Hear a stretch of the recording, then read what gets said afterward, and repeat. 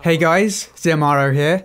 Today I wanted to talk about hero roles, or more specifically, one kind of hero role, which is high ground control. So it's pretty common knowledge now that the offense, defense, support and tank categories are a little bit misleading at times.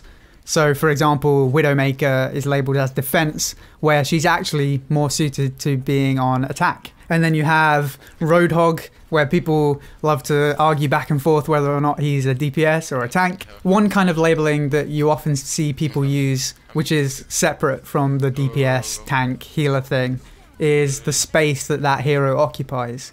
So a lot of these are quite intuitive. So you have frontline heroes, backline, flankers, long range, short range, and all of these categories are pretty intuitive. So you have short range heroes like McCree, long range like Widowmaker, flankers like Tracer and Genji, and then your front line will be Reinhardt and your back line will be Ana. And all of these categories are quite intuitive where you should be standing. Like, it's quite clear that Ana should be at the back and Reinhardt should be at the front. Now what I would like to talk about is one particular space that a lot of heroes actually have innately in their kit, but isn't talked about an awful lot when it comes to actual hero picks, is high ground control. Now everybody knows that taking the high ground is hugely advantageous. For example, having Soldier on the high ground in the streets phase of Hollywood is really strong. Like, you even see it in pro games where there'll be a soldier on the high ground, on the saloon or whatever, and if they're left uncontested, which even happens in pro games, they just wreak havoc on the other team. And that's the key thing there. When someone like Soldier is on the high ground, you need to contest them. If you're on defense, you can set up early on the high ground and the attackers have to take it from you. If you're on attack, then the reverse is true. The defenders have more time to get set up and on the high ground, and you have to take it from them. There are a bunch of heroes that are well suited to getting people off the high ground, but it's not something that people often look at as a whole in the team comp. Like, people will always be like, we need 2 DPS, 2 tanks, 2 healers, or whatever comp it is you're going for. If there's a Pharah, people know, okay, well, we're going to need a hit scan or whatever. But if your main problem is a soldier on the high ground, most people's instinct, at least in solo queue, is somebody needs to kill that soldier. But people don't really think about what picks will help with that, because soldier doesn't have any strong counters. Like, there's nothing that you pick this and soldier will have a hard time. Like, one thing that any experienced soldier will know and will tell you is that getting on the high ground and being able to shoot down onto your enemies is where you want to be as soldier. Like, soldier wants to be on the high ground, but outside of his sprint, like, he can move quite quickly around and he can rocket jump to smaller ledges and stuff like that, but he can't get onto the high ground particularly fast. So if you have a character like Genji or Winston who can instantly get on the high ground, pressure him, and either kill him or force him to drop down, then you've actually removed a huge part of Soldier's value in a fight. Just remember, you don't always need to get a kill to counter someone. So let's look at which heroes are suited to controlling the high ground. There are 2 portions to high ground control. One is vertical mobility, and the second is an ability that can displace someone once you're actually up there. Because it's no good if you can get on the high ground, but you can't really do anything to either forcibly push them off with a boop or pressure them off with damage.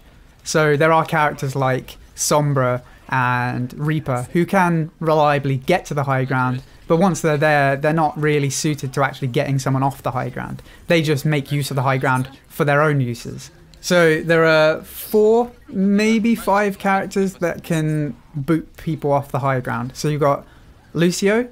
Obviously wall climbing takes a bit of practice, but you can actually get up quite quickly as Lucio once you get the hang of it. There's Pharah, who can boot people off with their concussive blast. Winston has a boot factor to his leap, and D.Va, her mobility also boops people off. The 5th character that kinda has this ability is Orisa.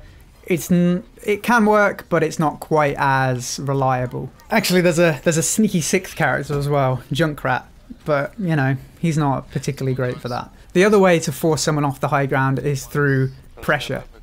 So Winston and D.Va can do this because they're tanks. If you're coming up against a soldier, you can damage them enough that they have to do something about it. Like, he'll have to drop his healing ability. And if he does that, you can just drop off the high ground again and then jump up again because your cooldown's only like 5 seconds or whatever. The other way you can do it is the Genji way, where he can climb up onto the high ground nice and easy, and he's a good duelist. He can reflect back at Soldier or whoever else is on the high ground, and he can quite easily pressure someone to drop down. So one of the reasons you want vertical mobility as well as something to get people off the high ground is if you look like you're going to lose the duel against Soldier as Genji, you can just fall back down and then come back up at a time where you can win the duel because his healing's on cooldown or whatever. I think most people are aware of the advantage that vertical mobility gives you, but I don't think a lot of people will factor it in to building a balanced team comp.